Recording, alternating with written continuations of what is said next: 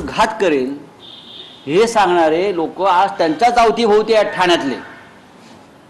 हे ठाण्यातले जे खासदार आमदार आसपासचे आहेत ना,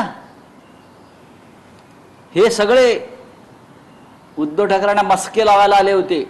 साहेब हे करू नका, हा माणूस तुम्हाला दगा देईल, याची नियत चांगली नाही, हे सांगणारे लोक हे सगळ्या त्यांच्या भोवती आहेत. मी जाहीरपणे सांगितलं होतं एकनाथ शिंदे साहेबांवरती अन्याय करू नका. ज्या दिवशी एकनाथ शिंदे साहेबांनी भूमिका घेतली त्याच दिवशी ज्यावेळी उद्धव साहेबांनी मला फोन केला, मला भेटायला ये, त्या दिवशी सुद्धा त्यांना मी सांगितलं होतं आम्ही एकनाथ शिंदे साहेबांसमोर सोबत आहोत, मी तुम्हाला भेटायला येणार नाही, पण कृतज्ञांचे शिरोमणी आहात. तर एकनाथ शिंदे साहेब जर कृतज्ञ असते ना तर तुम्हाला त्या राज्यसभेच्या निवडणुकीमध्ये पराभव केला असता तुमचा. परंतु आमदारांची इच्छा नसताना सुद्धा तुम्हाला मतदान करायला लावलं आणि तुम्हाला खासदार म्हणून निवडून आणलं.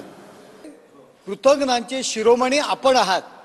शिंदे साहेबांनी ज्या दिवशी भूमिका घेतली त्या क्षणापासून त्यांच्या सोबत आहे. आणि संजय राऊत साहेब, शिंदे साहेबांनी भूमिका घेतल्यानंतर रोज मला फोन करत होतात.